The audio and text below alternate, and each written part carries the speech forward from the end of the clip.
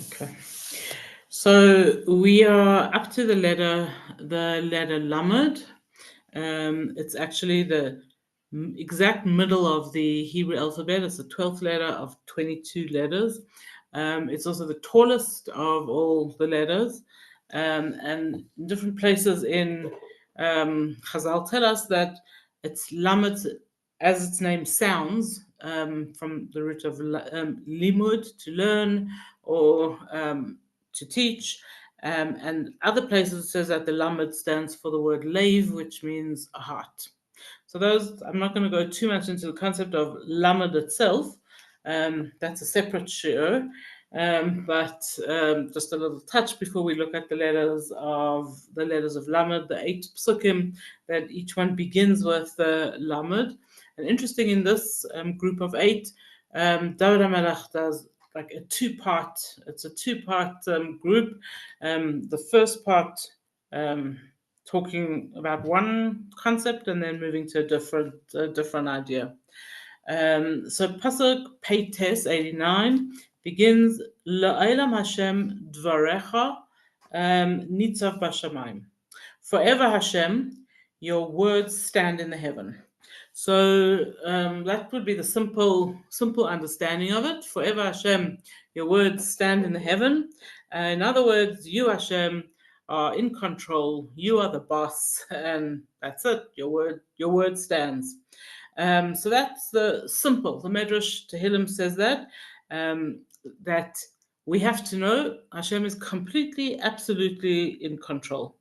He then, also from the Medrash Tehilim, he explains that what does it mean forever Hashem, your words stands, will be in the heaven, is that all other nations, all other gods in inverted commas, all other anything might be popular for a bit of time, but they'll wither and die away. And only you, Hashem, will be there from beginning until forever. So that's the idea of La'elam, eternity. The Shmais Rabbah comments and says that when Avraham was thrown into a furnace all those years back, remember that he searched for God, and Nimrod didn't like that at all and threw him into a furnace. And as soon as Abraham was thrown into the furnace, the angels in heaven started fighting, and they said, "This is not okay. That Abraham should die because he believes in Hashem. This it's not okay." And the Malach Michael said, "I'm going to go down and save him." And then came the Malach Gavriel, and he said, "No, it's me. It's my job. I'm going to go and save him." And so it went on in heaven until Hashem said, "Actually, none of you are going to go. I'm going to save him. He had Mesiras Nefesh for me, and I'm going to go and save him." So the angels actually started, the Medrash says, to argue with Hashem. And each angel said, "I want to be the one who saves him." And Hashem said, "One day you will save his descendants." And so many, many years later, Hananiah, Mishael, and Azariah were thrown into a furnace, again because of their belief in Hashem. And Hashem said to the angels, "Okay, this time you can go down and you can save them. I saved Abraham, you can save his descendants." And the angels actually exclaimed this pasuk. They said, "La'elam Hashem dvarecha nitzav bashamayim." Hashem, your word is like it's thousands of years later, and it comes true. Whatever you say, this happens. And going on from that, the Shmais Rabbah carries on and says, Hashem told Abraham after that his children would be great. But before we saw Abraham's children be great, we saw lots of other of Abraham's children be great. So we saw the rise of all different nations. We saw the rise of Islam. We saw the rise of Rome. We've seen the rise of many different nations. And so what did it mean when you told Abraham that his children will be great, that the Yidden will be great? And the Medrash Rabbah says that as we go through time after time after time, that other nations seem to be bashing us and going for us, and they may even claim to be descendants of Abraham. What is the thing that comforts us, consoles us, and makes us manage is the fact that we know this. La'elam Hashem dvarecha nitzav. Hashem, your words stand forever, forever. In other words, if you promised us, it will be. We believe it will be. We know it will be, and that's what keeps us going through all and any difficulties. So those are the main explanations that are brought, and then comes one explanation a little bit deeper, which is a concept that you've probably all heard before, but seeing it in the wording of the pasuk is very nice. So we know that Hashem created the world with words, and He said, like, "Let there be light," and "Let there be heaven," and whatever. The whole way that He created the world was with words, dvarim, words. And in order for the world to exist, Hashem keeps repeating those words. So we actually say it in our davening, we say Hamachadesh betuva b'chol yom tamid, that Hashem recreates the world all the time, constantly. And this is what is being said over here. La'olam Hashem, forever Hashem, dvarecha, it's your words, nitzav bashamayim, that are standing in the heavens. In other words, if Hashem would, God forbid, stop saying the words of creation for even 1 second, the world would turn back to tovavo, it would turn back to nothingness. The famous story of the Alter Rebbe right before he passed away. He was in a hut, a garage or whatever, and above him there was no ceiling, there was just rafters. And the person next to him says, "Hey, when I look up, all I see is rafters, pieces of wood." And the Alter Rebbe said to him, "And when I look up, I see all the words that Hashem is using to keep that wood as wood." Okay, so Alter Rebbe was at the tzaddik of that level, that he could see the world not as we see it, physical things, but he could see Hashem's word in every single physical thing. La'olam Hashem dvarecha. It's forever Hashem that your words, nitzav bashamayim, they stay in the heaven. Okay. We carry on with the next pasuk, Tzadik 90, says, L'dor vador emunosecha kainanta eretz vata'amaid. So for generation to generation, your faithfulness is there, it stands. Kainanta eretz, you establish the land, vata'amaid, and it stands. So most explanations say that this pasuk is simply a continuation of the pasuk before. There are two different ways that we know or can speak about eternity. The one part of it is that Hashem, you keep recreating the world and nothing changes. It's exactly the same world that was created originally. It's the sun comes up on the side and goes down on that side, and the seasons change. And so Hashem created a world that would constantly, forever, eternally work in a specific way. But with that, l'dor vador, He made from generation to generation, He made people. And people also, we are essentially the same from beginning to forever, but we change appearance, we change desires, we change needs. In the writings of Chassidus, it says, the world stays the same, but the details change, right? So that's the difference between la'olam and l'dor vador. The la'olam idea of eternity is that it's exactly the same rivers flow, the same everything happens. And l'dor vador is that in this same space, generation after generation, the same thing happens. So if you learn Kohelet, Shlomo HaMelech repeats this idea all the time, and specifically with a pasuk that says Dor Hailech, one generation comes, another generation goes, and there's nothing new. Ein chadash tachas hashemesh. There's nothing new under the sun. We see the same things happening over and over and over again. Continues and says, Lemishpatecha amdu hayom ki hakol avadecha. For your judgments, they stand today because they are all your servants. So what actually is David HaMelech saying over here. And the Medrash tells us immediately that every morning a baskol comes out of heaven and decides, it makes a new decision if the world should carry on today or not.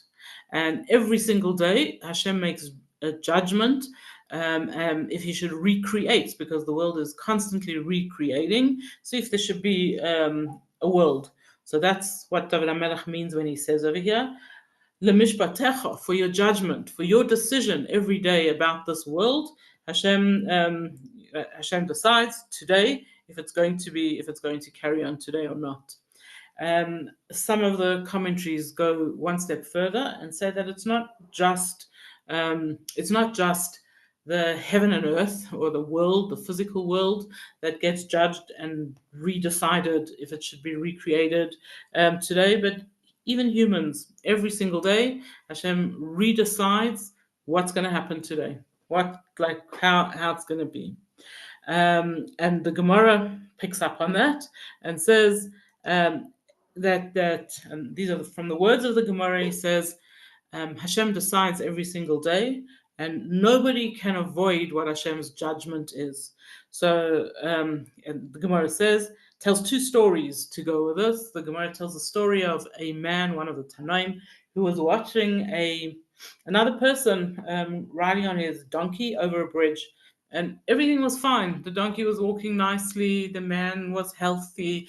The wind, the weather was good. Everything was fine. And all of a sudden, the donkey began to shake, and the man fell off into the river and drowned. And the Tana who was standing there and watching this, he says, like, what happened? How did this happen? 10 minutes ago he was fine, and now he's not. Like, what is this? Says the Tana, the Gemara quotes, Lemishpatecha amdu hayom. According to your judgments, Hashem will stand on every day. And then the Gemara tells another same strange kind of story that, like, with the same message. Also, one of the Tanaim was watching. He was walking on one side of the river. He was watching another man walking also on the side of the river, and he said, "Sure, it's lucky. There's a big scorpion walking on that side of the river. It's lucky he's walking right on the other side of the river. He won't get stung." And 2 or 3 minutes later, the Tana saw that the scorpion jumped onto the back of a frog, crossed the river, and stung the man on the other side of the river. And he exclaimed this pasuk again, Lemishpatecha amdu hayom. We'll stand every day with Hashem's judgment. Hashem decides, Hashem does, and that's it. I was reading in Rabbi Tversky's book, and he explains. He says that when it says Lemishpatecha amdu hayom, it's Hashem who makes the decisions. We like to feel a bit in control, and that's why we often get angry at the people in the world, so who carry out Hashem's judgment. So we get angry at the doctor who didn't do what he was supposed to. We get angry, God forbid, at the robber or the person who was driving badly. We have all different reasons of why we get whose fault it is. And David HaMelech says, "Lemishpatecha amdu hayom." It's the mishpat. It's what Hashem decided, and we don't really have any control changing. It's not the humans, and it's saying we don't have control over that. The only control that we do have is to turn to Hashem and ask Hashem to give us koyach, give us power, and for Him to, I don't know if it's the right wording, to change His mind. And then the commentaries all home in on the word hayom, which we've said up to now we've come in as today, but a lot of commentaries remind us that whenever it says hayom, it's talking about Rosh Hashanah, and it says that lemishpatecha, for judgment, amdu hayom, we stand today on Rosh Hashanah, and explains why. Ki hakol avadecha, because everyone are your servants. And this, says the Yalkut, is a really beautiful line. The Yalkut says that um, every one of us stands before Hashem in judgment, and we want a good judgment. When it comes to Rosh Hashanah, it says there's a stirring in everybody, and people who don't normally daven suddenly daven even a little bit. People who don't normally come to shul suddenly come to shul even for a little bit. Sometimes they don't come to shul, but they pick up a Tehilim. They know it's Rosh Hashanah. Even if all they do is eat teglach, right? That it's Rosh Hashanah. They connect with Hashem. Hayom, it's Rosh Hashanah. And why is that? That is ki hakol avadecho. We all consider ourselves your servants, Hashem, whether we're behaving in the best possible, holiest way, or we are not behaving in the best possible, holiest way. Hashem, every single one of us is your servant, and we are davening, we are praying the mishpatecha for your. We know that on Rosh Hashanah Hashem is judging, and we're asking Hashem for good judgment. For I think should turn out well. He carries on and he says, "Lulei seirascha sha'ashuai." It not for your Torah. The delight I get from your Torah, as avadati ba'ani, I would have died in my suffering. And the commentaries remind us how much David suffered in this world, and he suffered because of other people. He was persecuted all the time. He also suffered because of Hashem, that he had illnesses and he had boils, and so David spent a good part of his life suffering. He says, "How did I survive? Lulei seirascha." It was because of your Torah, which is sha'ashuai, my delight. And the commentaries explain to us that the study of Torah has got a few different jobs, but really practically, study of Torah calms a person. When a person is suffering, it actually depletes their energy, and if their energy is depleted, then their everything is depleted. They don't manage, even their health is spoiled because of their suffering. And if we find something that delights us, and David HaMelech says for him that was study of Torah, he was able to survive all the physical and all the emotional persecution that he had because he studied Torah, because he delighted in the studying of Torah. And there are many sources. Shlomo HaMelech, one of the most famous, who says that when a person studies Torah, he becomes calm. He sees things in perspective. It helps his emotions.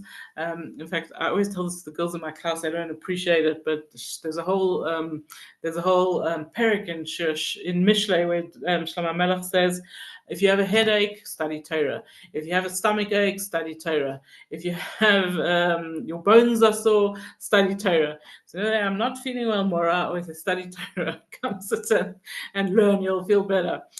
So we're still trying to prove that. Okay, so this was David HaMelech, though, that he really used the study of Torah, that he took so much delight in it that he was able to survive even the worst persecutions and troubles. And he continues and says, La'olam lo eshkach b'kudecha. Forever I won't forget your the precepts. Kivam chisani, because it's through them that you have allowed me to live. So it's a little bit of a continuation of the pasuk before, that Hashem, I'm so careful not to forget your Torah, your mitzvahs, because it's when I'm going through big stuff, it's through the keeping of Torah, it's through the belief in Hashem, it's through all of that chisani that you've given me life. And this is talking about emotional life and actually physical life as well. The Chidush Harim tells a cute story, the Rebbe of Ger, and he said that a chassid once came to him and said to him, Rebbe, how can I make sure that I don't forget Torah, that I don't forget Hashem, that I don't forget mitzvahs? How can I make sure? So the Rebbe looked at him and he said, so have you ever forgotten to eat? Have you forgotten how to eat? Have you ever, like, for most healthy people, we remember to eat, and we remember how to eat, and we know how to pick up the food either with our hands or on a fork or knife. Why is that? Why are we so um, like we don't ask questions? How should I remember that you have how to eat? Or and the Chidush Arim explained to his chassid, he said, because everybody knows that their life depends on it, and so they don't forget. Their life depends on it.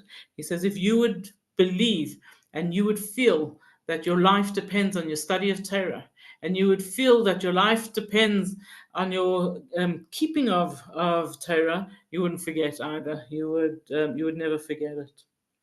Um, so another idea in the same concept of not forgetting. Um, when we're going through hard times, it's hard to see the good and the easy and the happy times. We push them aside and we concentrate on the hard times that we're going through.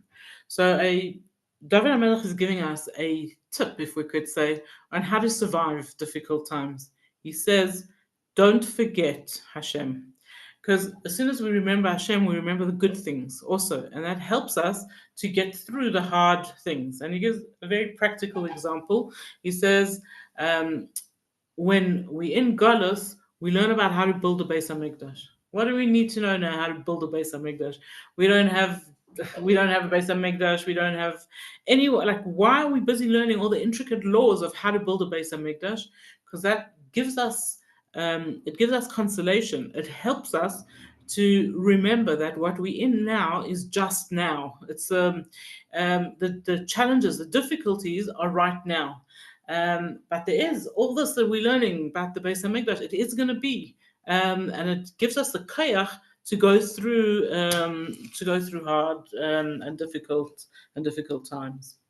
The Pasuk Tzadik Daled, he says, "Lacha ani hashieni," for to you, I'm asking for to save me, to help me. Ki fikudecha darashti, because I have looked out for, I've kept all your pekudim, all your mitzvahs. So the Sforno explains this pasuk and says, I'm so much yours, Hashem. Lacha, I belong to you absolutely and completely. And what's proof of that? I keep on trying to do what you want from me. I'm making an effort to behave the way you want me to behave. And the Sforno goes so far as to say, what do we do to make Hashem realize how much we want him, we want to connect to him? It says we engrave even on our own bodies the mitzvahs that Hashem wants from us. And he says this is talking specifically about bris milah, that a person does something to their body. And I think, in fact, mothers have this mitzvah even more than the men themselves. Take a baby and give it to a male to make a mark on the baby that says, Lacha, I belong to you, Hashem. I'm one of yours. And he continues and says, Li kivui rashaim. The wicked people wanted to destroy Labdani, to destroy me. Eidosecha es boinen, but I meditated all of your laws. So the word Labdani, to destroy me. So what he's expressing over here is that when the goyim come against us, or when he had people chasing him, David, and persecuting him, the best thing they would like is to kill him, get rid of him completely. But even more than that, they wanted to destroy his faith. They wanted to destroy not just his Olam Hazeh, his time in this world, but his Olam Haba as well. And David HaMelech says, how did I manage not to start thinking all the heretical thoughts that they were putting into my head? How did I, how was I able to do this? He says, Eidosecha es bainan. I meditated on your mitzvahs. And he specifically uses the kind of mitzvah called edus. So, we have different kinds of mitzvahs. Some we call them mishpatim, which are mitzvahs that make sense. And some we call chukim, mitzvahs that we don't understand. And then we also have a group of mitzvahs called edus The eidos are mitzvahs that we do to prove, okay, we translate it as testimonies, to prove that Hashem loves us, that He did miracles for us, and that He will do miracles again. And so, if we think about those particular mitzvahs, the eidos, then this will be a testimony for us. This is what will keep us when other people try and spoil our belief, our faith, our keeping of Torah, and it will remind us about all the miracles Hashem did for us, and it will help us to to carry on keeping and carry on believing. And he concludes his lamads with the pasuk l'chol tichle, to every effort, Ra'isi Kates, I've seen an end. Rechava mitzvascha ma'id. Your mitzvahs are very broad, very wide. So it's interesting, this word tichle, it's the only place in the Torah that it's used in this kind of context. And it says over here that every single thing that there is in the world has a limit. So even when Hashem created the heaven and the earth, which we think is limitless, because when we see the end of the thing, we see the horizon, we think it goes forever and ever. But no, the Torah expresses that there are edges to the heaven and edges to the earth, which means it has limits. It has a certain amount of space, and that's it. So Ra'isi Kates, I saw an end to everything. So there's only one thing that has no limit, has no end, has no edge, and that's the study of Torah. The more a person learns Torah, the more they realize how big it is and how little they know. And so there's no limit to that at all. And the commentaries explain to us that the strangeness of the beauty of Torah is that it has no limits. Because for most of us, we get pleasure from doing a task and finishing it off. It's like me, I don't even like to use a digital diary because I like to put a line through something, my list. It's done, right? This is done and finished, and we feel accomplished because we've done something. And there's one thing we can never put a line through, and that is my Torah learning, right? Because there is no end. It's never finished, and yet we enjoy it. It says, David HaMelech says, this is the greatness of it, that we'll never come to the end of learning and say, I feel accomplished. We can feel accomplished as we are learning, however little or however much we are involved in learning. And he explains another concept. He says, Rachava mitzvascha ma'id, your mitzvahs are very broad, are very wide. So there's two parts to this. The one thing is that every single mitzvah is so big, we don't even begin to realize how big every mitzvah is. We all know little bits of a mitzvah. So some, it's easier to see how big they are. So we try to keep Shabbos, but we know that there's so much about Shabbos that we don't know. And then we go to one shur and we learn some of the laws, and then we go to another one, we learn some of the laws. So we know it's big, it's really big, keeping it. And then we also know that it's not just the physical keeping of mitzvahs, but there's all the kavanah and how much what we're supposed to be thinking and the different levels. So mitzvahs, each little mitzvah is huge in itself. But then there's another understanding of this. We don't realize the effect of every single mitzvah on the world, not just on the world, but on the universe. So even the tiniest mitzvah sets off a power, a spiritual power in the world that changes the entire world, changes the world completely. And sometimes we see it, and sometimes we don't. Sometimes we'll never see it for ourselves, but we have to know that there's no such thing as a little mitzvah. The littlest mitzvah changes the whole world. It changes the direction of the way the world is running. It changes everything. And this is what David HaMelech says. This is the pleasure that we should have when we keep Torah and mitzvahs, that we should realize that it's not a little that we're doing. We're doing a huge lot. And this is what gave David HaMelech the courage to go through the troubles, the sufferings that he did. And he's telling it to us so that we should also take heart in the fact that Hashem keeps what He promises, that our mitzvahs can connect us even more so with Hashem and change what's happening in the world and help us to navigate our troubles, our challenges, and that brings us to the end of the Lameds. So, thank you. Shkaya, beautiful. Have a beautiful Shabbos. Thank you. Are you going to the... Have a lovely Shabbos and keep warm.